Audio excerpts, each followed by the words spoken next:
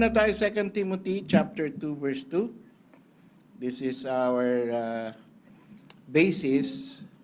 Bakit natin ginagawa ito? Okay, natutuwa po ako na during the time na wala ako, si Brother June Klima ay may marami kayong natutunan na nagiging guide doon sa mga gustong tumayo. So, hindi kagaya ng ibang experience na meron tayong pinatayo tapos hindi naman natin nakuha yung gusto na dapat na makuha natin.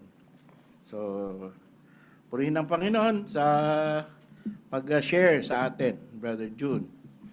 And ngayon, we must continue as a church. At ito po ang bilin ni Apostle Paul kay Timothy. And the things that thou hast heard of me among many witnesses, the same commit thou to faithful men who shall be able to teach others also. Let's pray. Father God, aming Diyos, makapangyarihan, at nagbigay ng authority sa mga ngaral, sa church, sa aming grupo, sa kalalakihan, kababaihan, sa pagtitipon na ito. Ikaw po ang dahilan at ikaw ang source ng aming teaching, Panginoon. Ang iyong salita ay nawa lagi kaming faithful sa inyong salita. And this is how we know that we are faithful men. And so, Lord, guide us now, and the same guidance that you gave us this morning and may happen again this afternoon. This all things we ask in Jesus' name, we pray for His sake. Amen. So itong ating nakikita, no? Sabi, una muna, no? We have the Lord Jesus Christ. Okay? Tapos, sabi niya, tinuro yan kay Paul. Okay? So, sabi pa nga, si Paul daw ay mayroong 3 years sa Arabia. So, dito pala siya natuto. Tinuruan siya ng Panginoon. Paano siya tinuruan? Di natin alam. Mayroong mga account si Paul na sinabi that I know of a man, whether in the flesh, whether in the body or outside the body, I know not. But he has taken up to third heaven and heard many things that no tongue is worthy to mention. So, hindi natin alam, no, yung complete details. Paano nalaman ni Paul ang mga bagay na hindi naibigay sa mga ibang apostol. Pero kinongratulate siya or right hand of fellowship siya kasi maririnig niya yan sa mga Muslim. Sabi, si Kristo may Injil, may gospel, Injil, gospel, no? Actually, yung Injil galing sa Evangel. So, Injil is not an Arabic word. It is actually a Greek word, shortened to Injil. But the root word is Evangel. Alam niyo ba yun? No? So, sa Quran, merong Greek word. Kasi wala namang Injil talaga sa Arabic. No? So, sabi nila, tinuro ni Kristo, iba, binago ni Paul. Kaya kayo mga Christian, mga Paulinian kayo, hindi kayo mga Christian.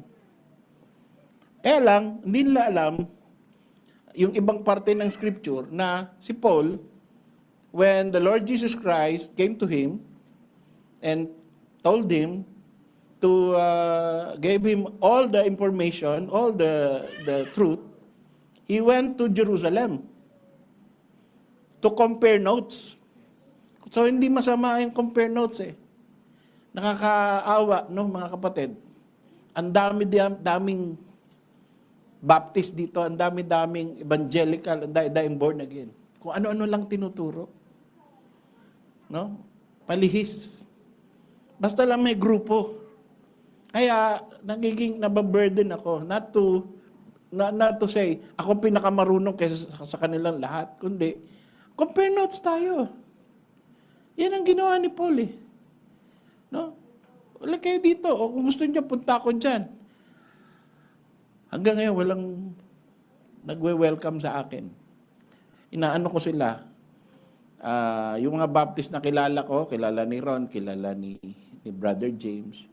Sabihin nyo nga sa mga kapatid, kung pwede akong bumisita, magkita kami. Awan ko, for some reason, ayaw. No?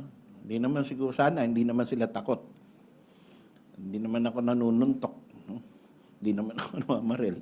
Anyway, sana merong makausap ako ng mga pastor habang andito. And pumunta si Paul sa Jerusalem to meet the pillars. No? Si Peter, si James, si John, at yung iba pa. Kasi intact pa rin sila sa Jerusalem. Compare notes sila. So, nung nag-compare notes sa kanila, sabi ni Paul, they gave me the right hand of fellowship. Ano ibig sabihin nun? Pareho tayo ng aral, pareho tayong turo, pareho tayong gospel. Walang pinagkaiba. Kaya lang, may mission sa yung Panginoon eh. You go to the Gentiles. Kaya yung tinawag na gospel of the uncircumcision, hindi ibig sabihin na ibang gospel yun.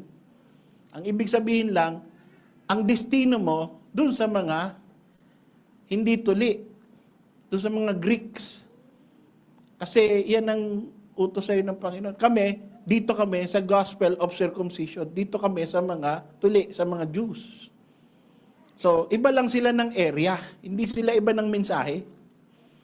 Okay? Pareho sila ng mensahe, pareho ng gospel. Ngayon, anong sabi ng tutu? So, nag-umpisa na si Paul na ng mangaral.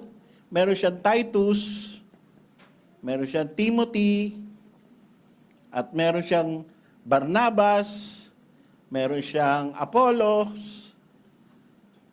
Yan. Mga ka-teammate niya yan. Okay? Ngayon, sinulatan niya si Timothy, sabi niya, the things that thou hast heard of me among many witnesses. So, si Paul, nagtuturo kay Timothy and others. Many witnesses. Hindi si Timothy lang ang estudyante niya. Paghabang tinuturuan niya, marami siyang estudyante. Pero si Timothy, parang, tawag niya, son in the faith.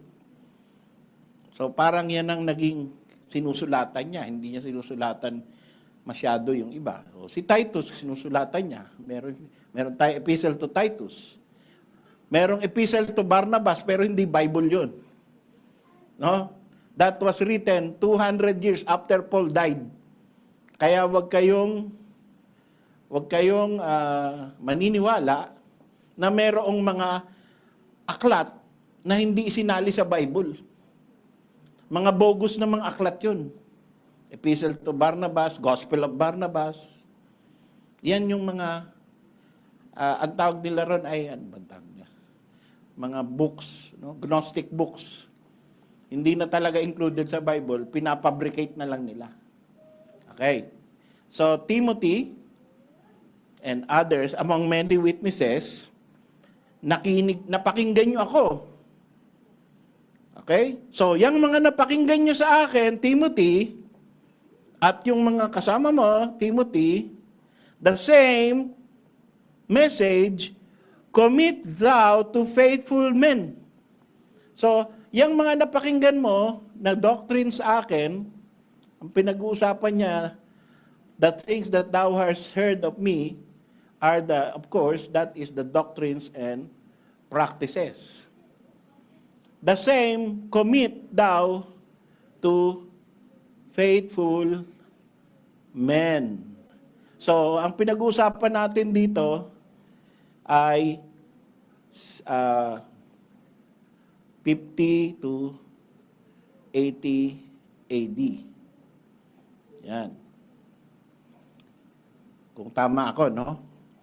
Tingnan na lang natin later on kung tama yung dates ko. Pero, early dates. Hindi yan 200 AD kasi si Paul ay na-meet pa niya yung mga apostles eh. Oo, apostles yan eh. Buhay pa yung apostles eh. So, kailan yung apostles? 33 hanggang 50. Andiyan pa yan sa Jerusalem. Diba? Sinulat yung mga Gospels. Oh. So, dito, si Paul, siguro ito 40, no? So, hindi nga ako eksakto sa date. Pero yan, during that time, nagtuturo si Paul, pagkatapos, tinuturo niya kay Timothy, habang siya ay umiikot, hanggang sa pinatay na siya ng mga Roman Empire, ni Nero, ni Caesar. So, during this time, meron na siyang faithful men na tinuturuan ni Timothy. Meron siyang faithful men na tinuturuan sarili niya. Meron din siyang faithful men na under ni Timothy. Tinuturuan na ni Timothy. So sabi niya, i-commit mo. Ituro mo. Kagaya ng ginagawa natin. Kaya ang church ay hindi lamang worship, kundi teaching. Okay? Hindi tayo pwedeng, pag naka-worship ka na, okay na. Mas masama pa nga ngayon eh. Anong ginagawa nila ngayon? Wala na silang preaching tsaka teaching. Ano yung worship nila? Singing. Isang oras na singing. Tapos maliit na teaching. Konti lang. 10 minutes, 15 minutes, konti lang. Exhortation lang. Mas maraming ano. Yun ang tawag nila worship. Kaya pag pumunta kayo sa mga born again, tad-tad ng styrofoam yan. Tsaka egg crates. Para hindi marinig yung drums. Kasi nagwo-worship sila eh.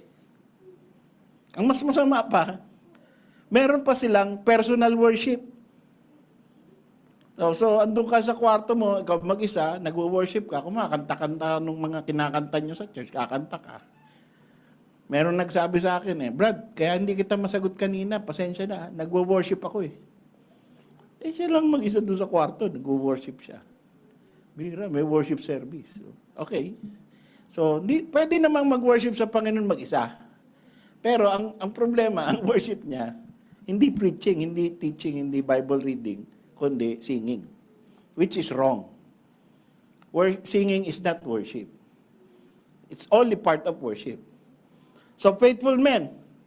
Ito ang early New Testament, day in and day out, ginagawa. Nag-aaral. Nag-aaral ba tayo sa ating personal? Dapat may aral tayo. No? You are missing a lot if you are not reading. Don't just read the Bible. Study the Bible. And then, after you study, share. Share among us. Diba? Kahit walang schedule na men's meeting, worship service, teaching, Bible Institute, kahit wala. Mag-sharing lang kayo. Brad, kanina nabasa ko yung gantong verse. No? Si Solomon pala, 700 ang asawa. 300 ang kabit. Chismis pala pag-uusapan. Ano? So, mag-sharing tayo. No? One-on-one. One-on-two. Ganon. Magkita tayo sa Lulu o sa Bata o saan. Minsan nga, mas maganda pa yun eh. Nagkikita kayo doon, tapos doon kayo nag-uusap eh. Napapakinggan ng iba eh. Tapos baka sa pamamagitan nun, merong maging interesado. Ano yung pinag-uusapan nyo? Diba? So, pwede yun. Faithful men. So, nakita nyo yung turnover, no? Galing sa Panginoon, punta kay Paul. Galing kay Paul, punta kay Timothy. Galing kay Timothy sa faithful men. Tapos ano pang bilin? Doon na ba natatapos? Commit to faithful men who shall be able to teach others also. Oh.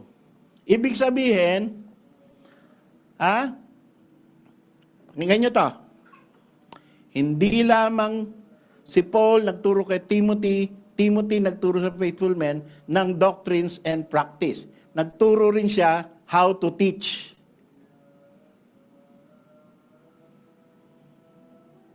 At pinractice niya yan. Kaya, hindi enough na marunong tayo sa Bible. Dapat marunong din tayong magturo ng Bible. Pag marunong ka sa Bible, good. Meron ako kausap si Henry, no? At saka si Romy. Lagi akong tinutuligsa. Brad, ganito yan ganito yan Sabi ko, bakit yung pastor mo ba, Hindi ako nakikinig sa pastor ko Kasi mali bakit doon ka umaaten? Tapos sabi ko, bakit di ka magpastor? Ay, hindi ko yan calling para saan at tayo nag-uusap at natututo ka? Or ang akala mo natututo ko sa'yo? Anong purpose mo nun? Wala lang, gusto ko lang matuto. Tapos pag natuto ka na, anong paglilingkod mo sa kaharian ng Diyos? Doon sa nalaman mo? Na mali ako o mali ka? Sabi niya, ang dami ko nang natutunan sa iyo Sabi niya, okay. So ngayon, marami ka nang alam. Anong ginagawa mo sa nalaman mo? Ganun lang. That's wrong. Di ba? Pag may alam ka, kaya ka interested na matuto, dahil merong the same thing na interest mo rin, i-share. That you may be able to teach others also. Kahit hindi ka pastor. Kahit babae ka. Yung mga natututunan nyo rito, i-share nyo. That is working for the kingdom of God. That is being profitable.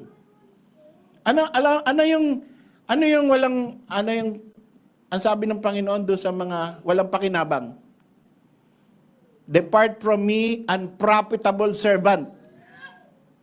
Wala naman akong pakinabang sa'yo, binigyan kitang talent. Wala naman ako na pakinabang, wala akong kinita, wala akong ganansya. Kaya yung talent na binigay ko sa'yo, kunin ko na. Bigay ko na sa iba. Yun na napipikon or na offensive sa Diyos. Marami ka alam sa Bible, hanggang sa'yo na lang tumigil. Kailangan bukas mo yung bibig mo. I-share mo sa iba. Maghanap ka ng others. Tama? Maghanap tayo others. Kahit hindi mo madala rito, alam nyo, ito ang kaibahan natin. Yung iba na grupo, kaya sila nag-share para dumami sila. Kaya tayo nag-share to give glory to God. Kahit ibang church makinabang. Di ba? Nag-share ka. Hindi siya, kumbaga parang wala lang, parang walang nangyari. Pero after 1 year, nasa Pilipinas na siya, bigla siyang kinilos ng Panginoon na naligtas. Tapos naging pastor or naging pastor's wife. Pero hindi mo alam na nangyari yun. Hindi na siya bumalik sa iyo para magpasalamat. Pero napapakinabangan na siya ng kaharian ng Diyos. All glory belongs to God.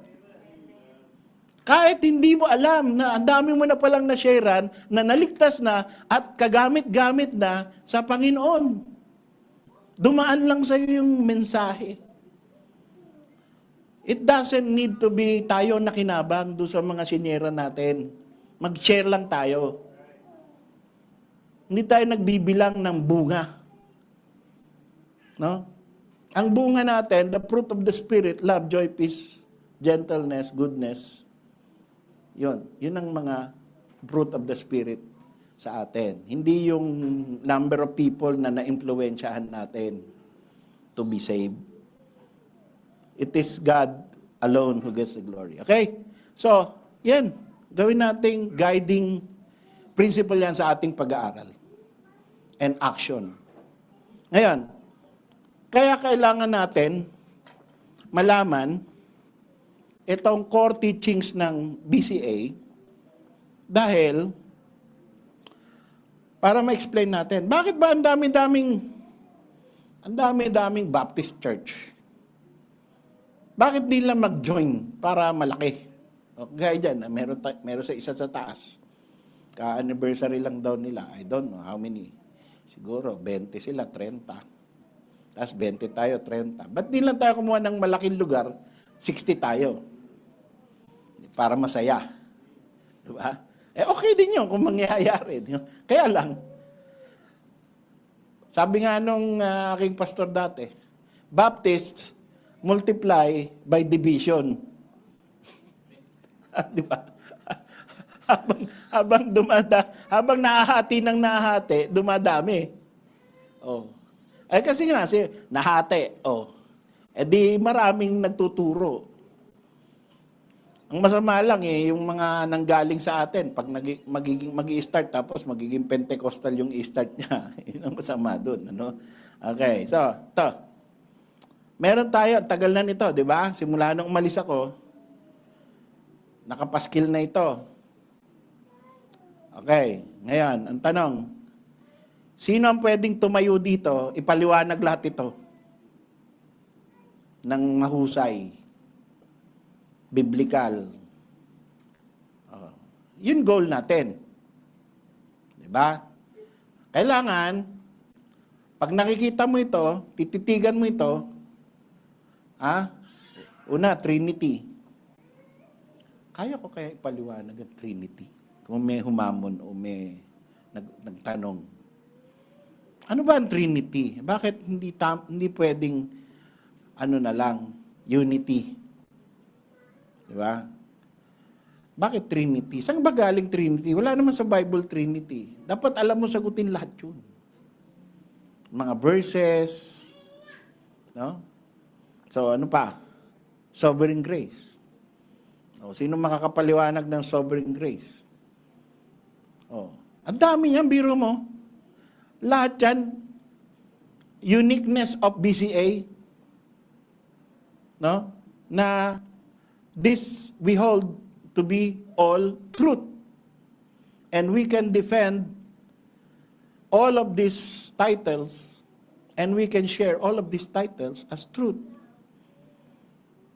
And we should be, the men who are here, especially the men, kahit saan ka mapadpad na lupalop, no? Kagaya ni Brother Paul sa Canada, Brother Angelo sa Texas, no? Yung mga exit na, no? Sa Bataan. Oh. Sa ano ba? CDO. Cotabato. Oh. Saan man tayo mapadpad, tapos wala tayong makitang church.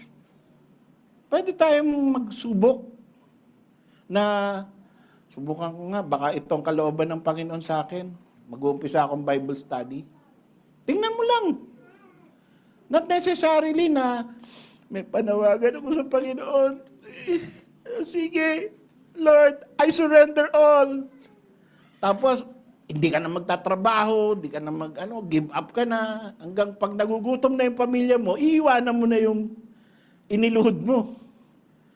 Dahil akala mo may panawagan ka. Hindi ganun. Mag-umpisa ka lang. Tawag ka lang mga kapitbahay. Meron po akong kaunting handa dito. No? Abang kaya exit mo pa lang, may pera ka pa. Maghanda. Tapos, tawagin mo yung mga kapitbahay. Meron po ako dito, gusto ko lang ibahagi sa inyo ang salita ng Diyos. Oh, di ba gano'n si Paul? Punta siya sa marketplace, punta siya sa synagogue, mag-share siya ng gospel. Pagkatapos, paglabas niya, may mga kasama na siya. Di ba? Hindi naman niya sinabi, sino sa inyo ang naniniwala, taas kamay? Hindi. Paglabas niya, may kasama na dahil gusto niya pa nila ng iba. Kinilos ng Panginoon yun. So ganun ang method ng Panginoon sa ibang paraan. You knock on doors, you share the word, and all of those things. So we must be able to share our core doctrines, why we are different. What's the difference between BCA and other Baptist churches or fundamental Baptist, Bible Baptist, primitive Baptist, Andaing Baptist, 300. 300 ng iba-ibang klaseng Baptist. Missionary Baptist. Free Will Baptist. Seventh-day Baptist. So, bakit hindi natin sinasabing mali lahat ng hindi BCA? At mali lahat at false church lahat ng hindi kagaya nito. Ang sinasabi lang natin, itong nakita nating truth. Kaya ito ang papapropagate natin. Ito nakita natin biblical at kaya nating panindigan. Whether kaya nilang panindigan yung kanila o hindi na natin problema yun. Sila ang mananagot sa judgment seat of Christ. For we shall all stand before the judgment seat of Christ. Diba? So that God will tell us what is done in the body, whether it be good, whether it be evil. So can you share? Bawa, Brother Bernie, tayo ka nga at share mo yung tungkol sa landmarkism.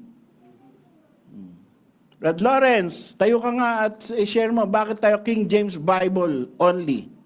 Ba't di pwede NIV, ESV, NKJV, RSV? Ano doon? Problema ron. Brother Dave, ano ba yung close communion? Share mo nga. Okay? So, yan, hymnal singing, Baptist bride, missionary, independent, premillennial, marriage for life, and young earth.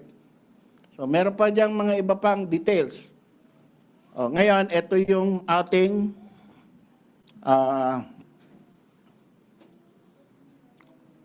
tungkol sa ito. Actually, galing ito sa mga Baptist, kinopya ng mga Protestant. Sabi ng mga Protestant, kinopya lang ng mga Baptist yung Protestant Reformation. Kasi naging famous to nung panahon na ng mga Protestante. Actually, ito na yung pananaw natin, hindi lang tayo famous kasi nga underground ang churches ng mga Anabaptists. Sila ay mga scholar, may sponsor silang mga king, so sila yung nakalutang. Pero pareho tayo. Sola Scriptura or the Scripture alone. Solus Christus, Christ alone. Sola Fide, by faith alone. Sola Gratia, by grace alone. Sola Deo Gloria, for the glory of God. And this is a contrary to the Catholic. Bakit? Sola Scriptura. Ano ang Catholic position? Sino may alam? Plus traditions. Ang sa kanila ay verbum Dei or the Word of God is supreme. But what is the Word of God? The Word of God is composed of the Scriptures and the traditions of the church as concretized by the magisterium. So yung magisterium, yun ang nagbubuo ng doktrina ng Catholic Church. Ibig sabihin, pwedeng dagdagan. Hindi pa closed ang scripture. Kaya nagkaroon ng Mary is ever virgin, Holy Rosary, prayers for the dead, iconoclasm, the idols, at marami pang iba na dinagdag ang Catholic Church. Kasi open Open ang kanila, hindi closed. Tayo closed.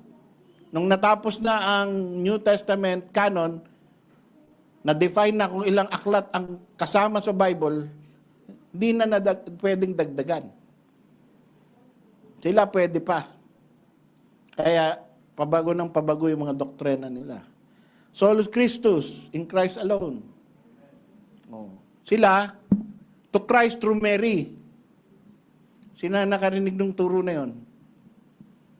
Makakarating ka lang sa Diyos sa pamamagitan ni Kristo. Pero makakarating ka lang kay Kristo sa pamamagitan ni Mary. Tama ba? Alam niyo ba yon? Diba? Mediatrix. Ngayon, itong Pope na bago, tinanggal yon. Sabi niya, from now on, wag niyo nang tatawaging Mediatrix of all grace si Mary. Mali yan. So, nagbabago ang Catholic Church. Okay? So, Solus Christus. You can go to Christ, but you need also Mary and the saints. Kaya merong mga loyal sa kay Saint Peregrine, kay Saint Augustine, kung sino-sinong saint. Tapos meron pa silang devotion to the Sacred Heart of Jesus. So iba pa si Jesus, iba pa yung Sacred Heart of Jesus. Di ba?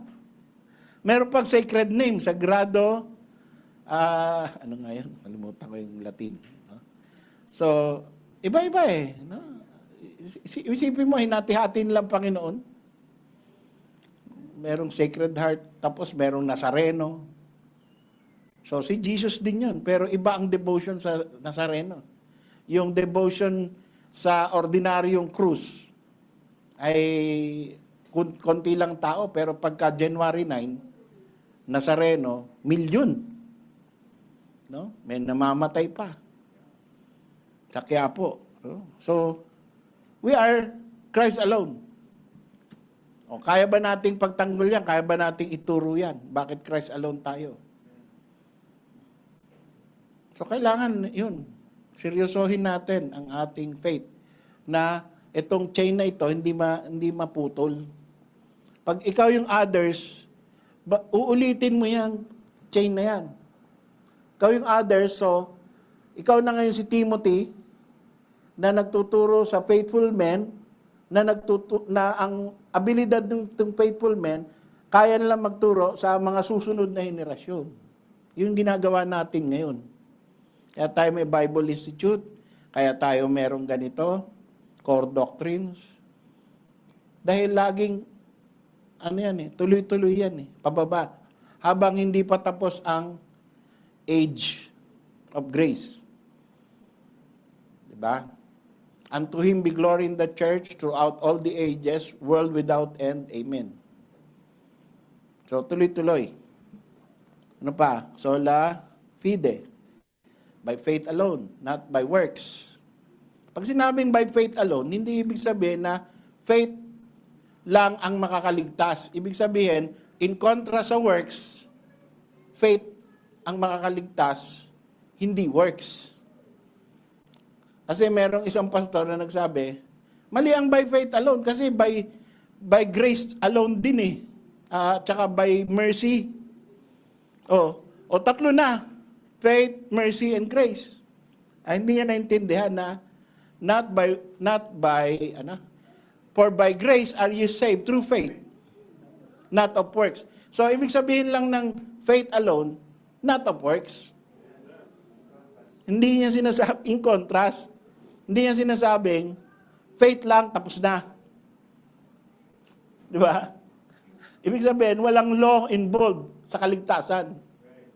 Ang law, ano ang papel ng law? To point to Christ. Yun ang papel ng law. Kaya ginawa ang law para maintindihan natin na hindi natin kayang tupadin ang law. Diba? Kaya ginawa ng Diyos ang batas para maintindihan mo, ang tindi nito Lagi ako nagfe-fail. Pagka itong law ang gagamitin kong basihan ng kaligtasan, hindi ako maliligtas. Kasi ang hirap. Araw-araw meron akong failure, wala akong lusot. Ano kaya ang dahilan? Ba't ginawa? Para tumakbo ka kay Kristo. Kasi si Kristo is the fulfillment of the law. O di doon ka pupunta sa nakatupad na sa batas para yung kanyang pagtupad sa batas ay ipasa sa iyo. O yan, nakatupad ka na. Di ba? Alam niyo yung although hindi ganito ang magandang comparison, pero karamihan sa estudyante ngayon, kahit hindi pasado, pumapasa. 'Di ba? Yung zero, anong tawag doon? Zero left behind, none left behind. No, walang bagsak. Pasang awa. So, wala dapat makakarating sa langit sa atin eh. Pero dahil sa kahabagan ng Diyos, nakakuha tayo ng entitlement sa langit because of Christ's work, finished work in Calvary. Yun.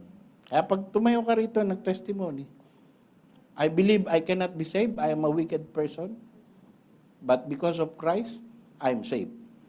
I have everlasting life. Only because of Christ. O, yun ang testimony. Okay?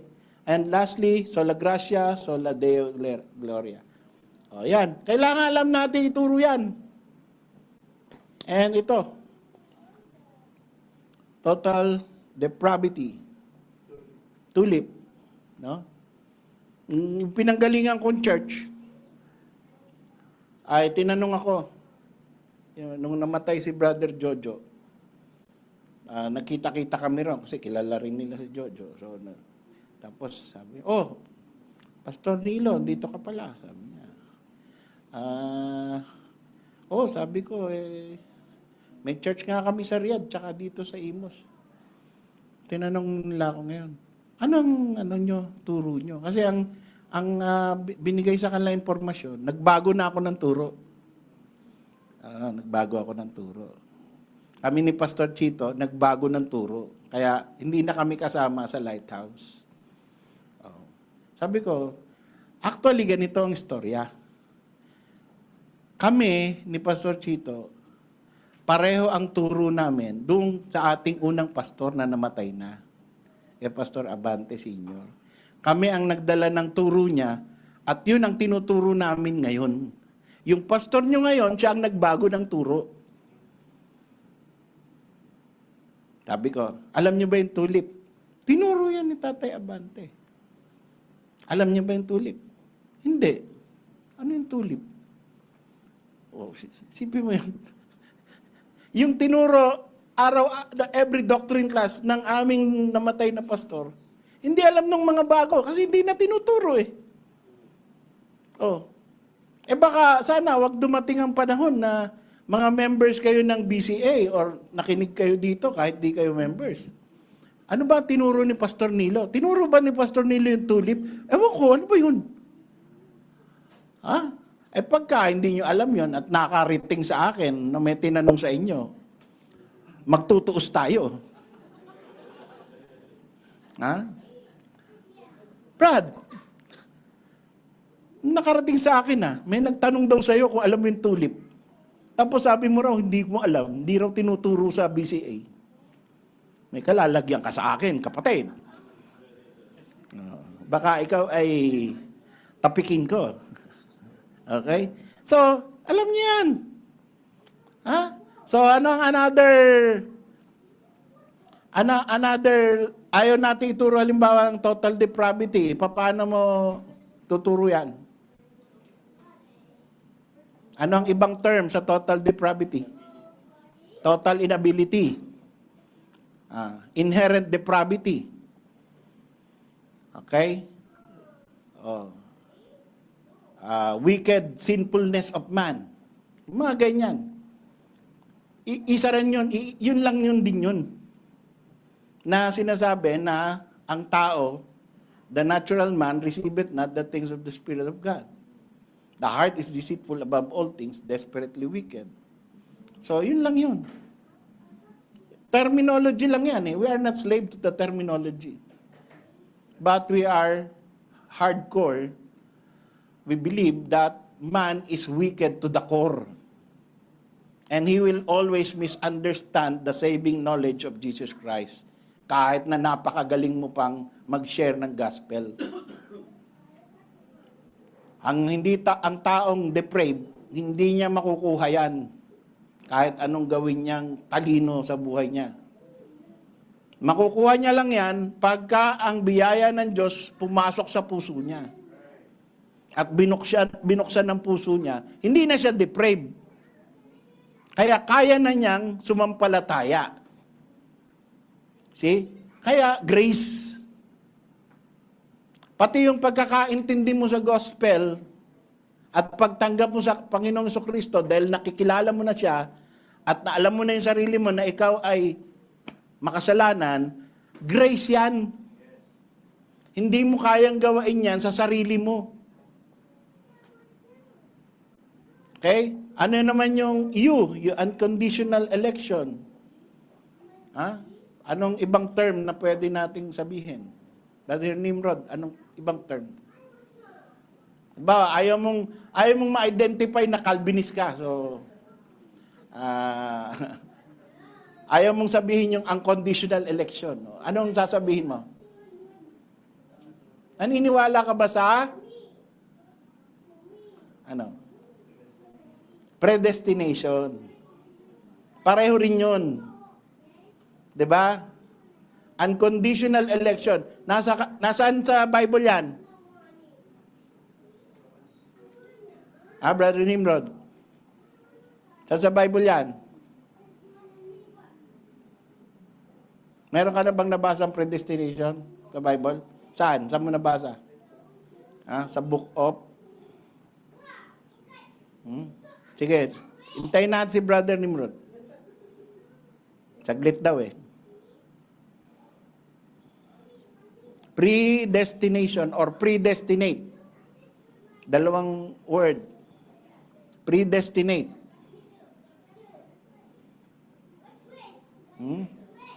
Saan? Bagal Android mo, Brad. Maglagay ka e-sword. Brad? No, alas 6 na pala, oh. Sige nga, pakibasa.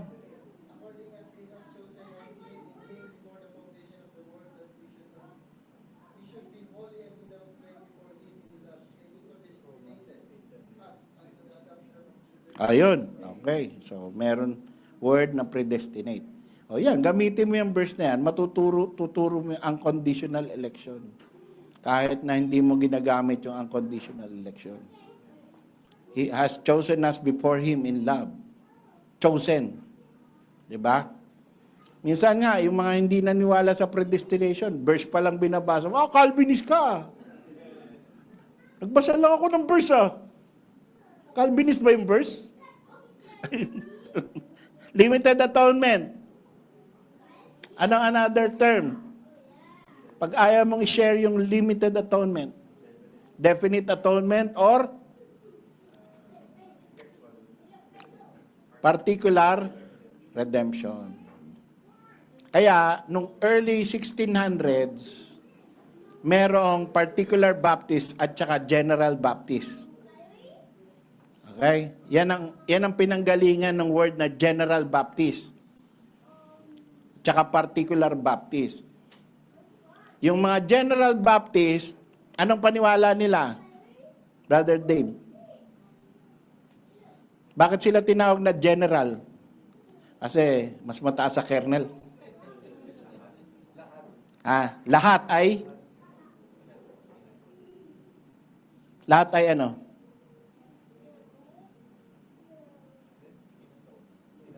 Ayun, atoned. Lahat ay atoned. Ano ibig sabihin lahat atoned? Si Kristo ay namatay para sa lahat. Yung particular, si Kristo ay namatay para sa pinili. Yun. Yun ang kaibahan. Tayo ay ano? Particular or general? Particular. Yan. Okay? So, dyan nahati yung mga Baptist. Yung 1600. Yung mga particular, yun yung mga totoo, mga tama, biblical. Yung mga General Baptist, yun yung mga nag-iba ng turo. Si Kristo ba namatay para sa lahat ng tao? Para sa mga pinili. Diba? Oh, so yan, papaliwanag dapat natin yan. Dapat kaya nating ipaliwanag yan. Bakit po kayo, ang turo nyo, si Kristo hindi namatay para sa lahat ng tao? Oh. So, kailangan, kaya nating ipaliwanag yun. Si Paul, tinuro yan. Si Christ, tinuro yan. Si Paul, tinuro yan ni Paul kay Timothy, tinuro ni Timothy sa susunod ng mga henerasyon. Dumating sa atin. And then lastly, meron pa, irresistible grace, which is effectual calling. Ibig sabihin, ano yung dalawang general call and effectual call. Lawrence, ano yung general call?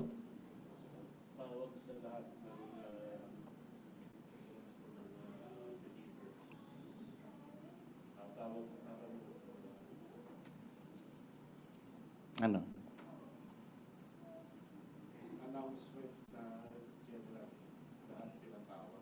Okay. Paano ginagawa yon? Sino gumagawa nun? Yon, preaching. Kagaya ngayon, kagaya kanina pa. Pag nagpipreach ang pastor, ang tawag doon ay general call. Sumampalataya kayo sa Panginoon. Tanggapin niyo si Kristo. Kayo'y makasalanan. Si Kristo lang ang tagapagligtas. Mapapahama kayo. Ang tawag doon, general call. Okay? Hindi nakakaligtas yun. Pero ginagamit ng Panginoon yun. Para sa effectual call. Ano yung effectual call naman, Brother Erwin? Ang magre-respond lang is yung kinelusan ng Holy Spirit. Hindi, call. Ano yung call? Sinong gumagawa ng call na yon at papaano ginagawa yon? At bakit sinabing effectual?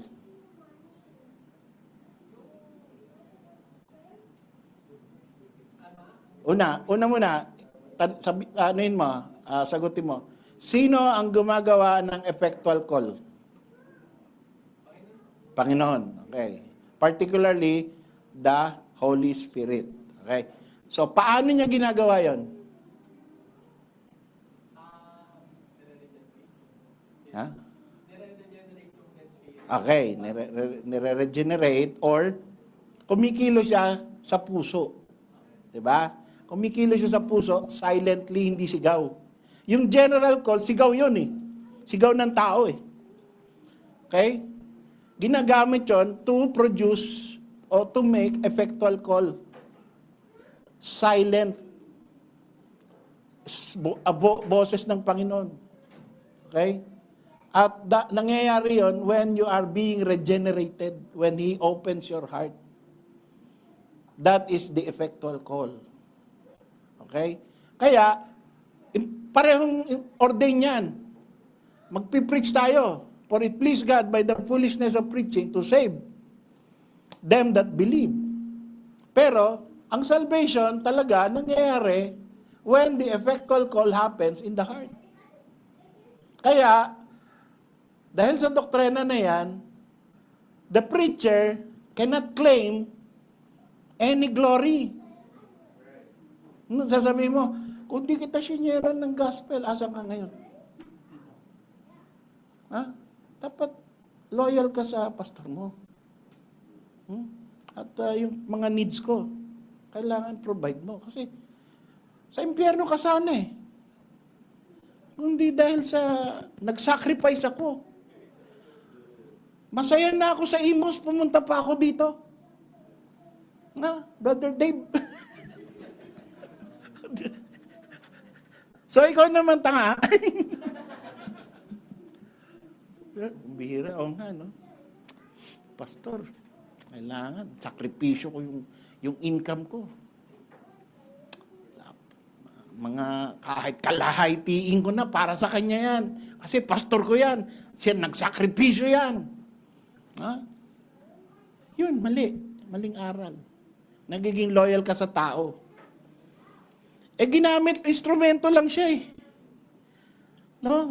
Nobody, ang maganda nga, si Spurgeon yata yun, or another man, sabi, your duty is to preach the gospel, to die, and be forgotten. Yun ang tamang attitude ng totoong preacher ng Panginoon. Mag-preach ka, ha? Obey the command of the call of God. Preach, teach, and then after you preach and teach, you die. After you die, no problem, be forgotten. The preacher should not leave monuments to their own name. No? Okay, maglalagay dito ng Nilo del Mundo Hall. Oh. Hindi kaya yung bust. Lalagay nyo dito yung bust. Or picture ko. So that future generation, halimbawa, ang natira na lang dito ay yung mga anak natin, na yung magiging anak ni Lawrence na lalaki natira dito. Yan po ang lolo ko. Yan po. Utang natin sa kanya kaya merong BCA dito. 'Di ba? Kalokohan 'yon. 'Di ba? So, sometimes we give credit where credit is due. Kagaya ni Spurgeon, the Prince of Preachers, marami siyang sinabing magaganda, si John MacArthur, si R.C. Sproul. Natututo tayo sa mga aral nila at mga inaral nila, so okay lang yun. Pero hindi dapat sila gagawin parang pag hindi ganyan turo ni MacArthur. Ano ngayon? Di ba? Hindi ganyan turo ni pastor. Merong mga church na pastor, bago ka mamatay, kailangan may booklet kami para alam namin yung turo mo. The booklet is the Bible. Pagka wala sa Bible, kalimutan yung turo ni pastor. Okay. And perseverance of the saints, or eternal security, or once saved, always saved. Or once God saves you, He keeps you saved. Yun ang mas magandang, Okay? Ito mahaba to. Kaya ipaikling ko lang. Ito. Tagal na itong nakasabit dyan. Ilang taon na. Walang nagre-review nito. Kasi siguro, hindi alam. Okay? So, this is eschatology and ecclesiology combined. Aralin natin to. With the 7 weeks remaining that God has given me. Hopefully, we will see. Sabi ko sa asawa ko kanina, parang nag-e-enjoy ako dito. Parang gusto kong bumalik tapos kasama na kita para mas matagal. Hayaan mo sila doon sa Imus. Well, marami magagaling doon. Nandun si Brother Rael. Nandun si Brother Louie. At okay naman sila. So, we'll see. We'll see how the Lord will work. Okay? Tulungan niyo ako, mag-Bible study tayo sa mga barbershop, sa mga restaurant, sa mga parke. Yung mga hindi makakapunta pag Friday ay at saka yung mga humahamon sa atin na mali. Okay, sabihin ko sa inyo. Laging may ganyan. Sister Pau nasa Abu Dhabi. Nasa Dubai.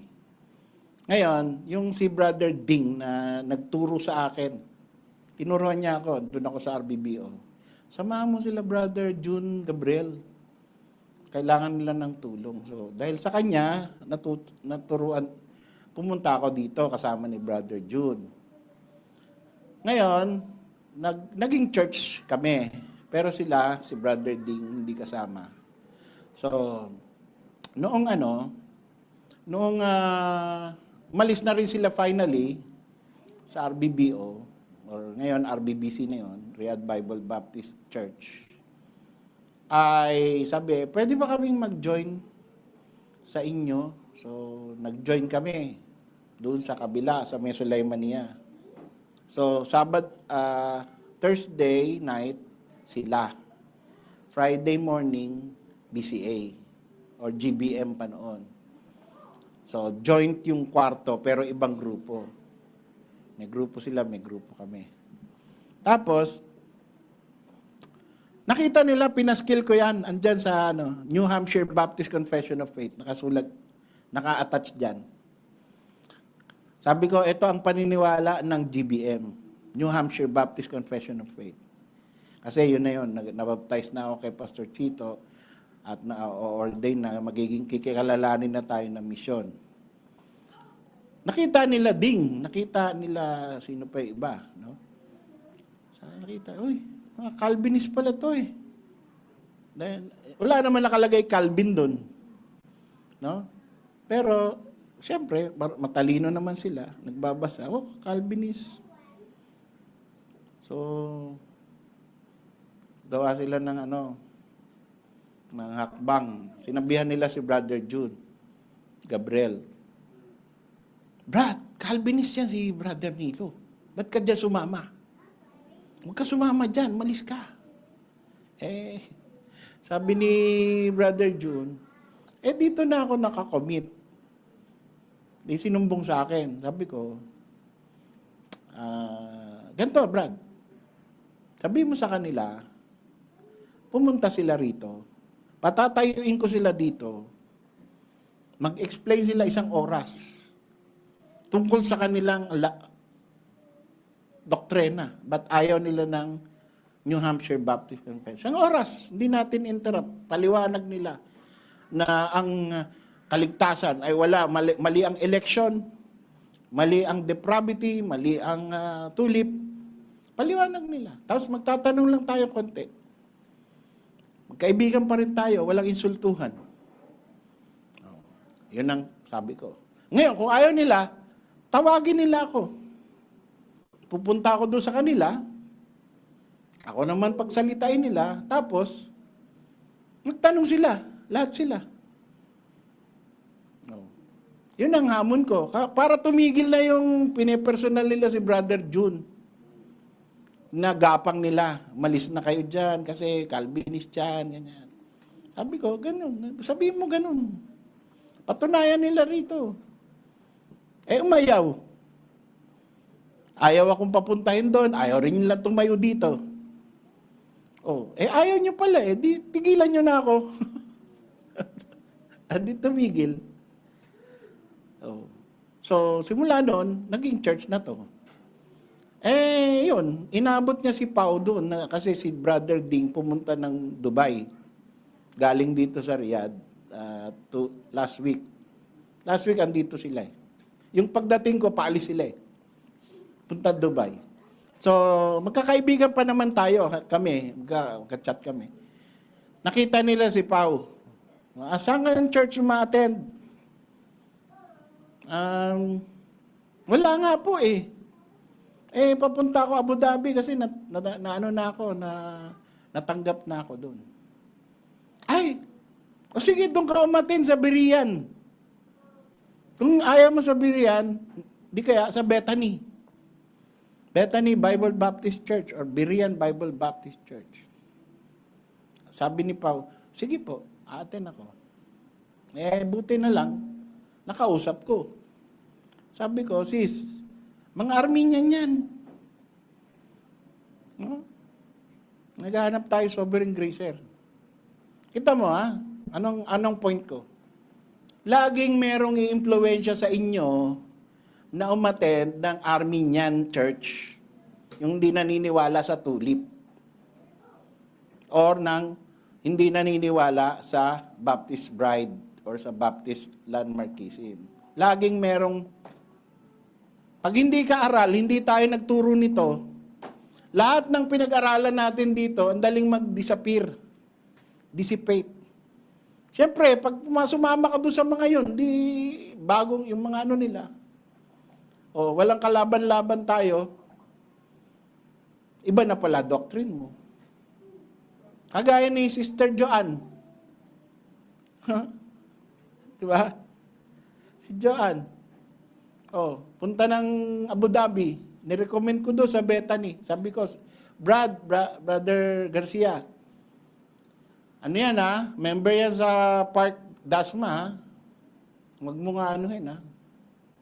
Attend lang siya sa iyo para lang may ma-attendan. Okay? Opo. Sige. Ayun. After mga ilang years, lumipat na. Hindi na nagpapigil kay Pastor Marlon. Ako tuloy may kasalanan. Kasi nirecommend ko siya doon. Pwede naman sana kaya lang hindi niya naginalang yung natin, agreement namin. Kaya ayoko na mag-recommend sa Bethany. Kahit kaibigan ko pa yung pastor doon. I-recommend ko lang doon kung sakaling mag-Abu Dhabi si Lawrence yan. Baka sila maging Calvinist. No? Yung mga matitibay. Yan, si Edmond, yan. Baka maging Calvinist sila. Ha? Kaya magpakatibay tayong lahat. Ha? Dahil laging may impluwensya sa atin para mag-iba. At yan ay constant hanggang di dumarating ang Panginoon.